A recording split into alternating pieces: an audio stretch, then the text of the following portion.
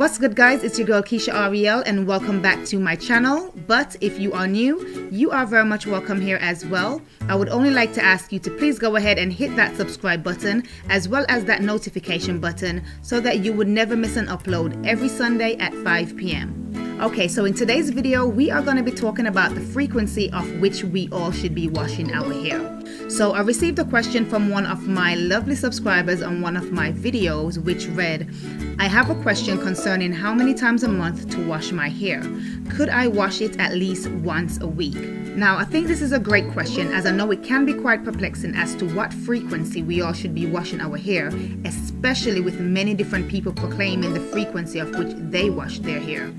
So to help those who are a bit stuck in a rut in this area, I have decided to impart some information regarding this question.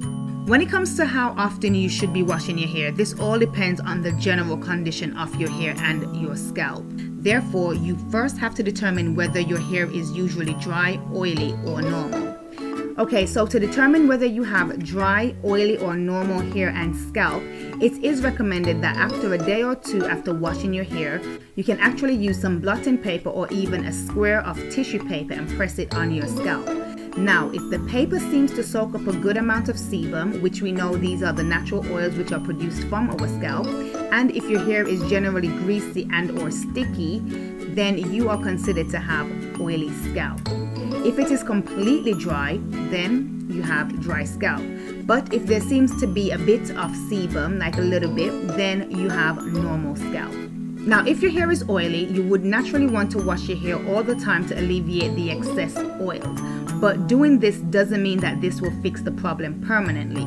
So in this instance, I would suggest using herbal hair packs to help balance the oil production and pH levels of the scalp.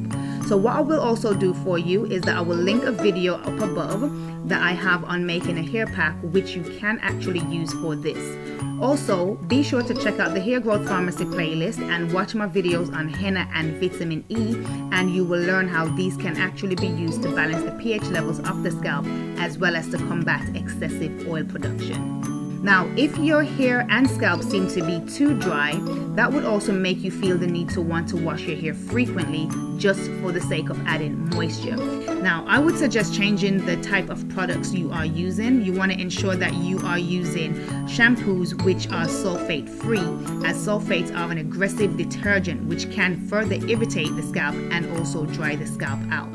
To combat this, what I would suggest is doing hot oil treatments before shampooing. But in the case of your hair being mostly dry, if it's just the hair and not the scalp, I would suggest also considering protein treatments. However, if you are not sure whether your hair needs a protein treatment, then be sure to check out my video on keratin to see whether your hair requires more moisture or protein, and or both, as this can greatly impact the health of your hair.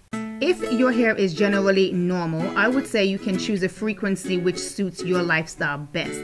You can choose to wash your hair weekly, every 2 weeks, every 3 weeks, or even monthly. It's all up to you. Just make sure that you are keeping your hair healthy and clean. Unless you have extremely oily or dry scalp and your hair requires you to wash multiple times for the week to help you restore the health of your scalp, then I wouldn't recommend to wash your hair multiple times per week, as this isn't allowing your natural oils to moisturize and nourish your hair and scalp. So with that, it is good to establish a healthy hair routine which suits your scalp conditions in order to maintain or improve your hair and scalp's health. Okay, and that's it for today. I hope you guys enjoyed today's video, and if you did, then please be sure to come back next week to learn about the different ways in which we can condition our hair. Also, be sure to like, comment, and subscribe if you are not already subscribed. So until next week Sunday, we will be right back here in the kitchen.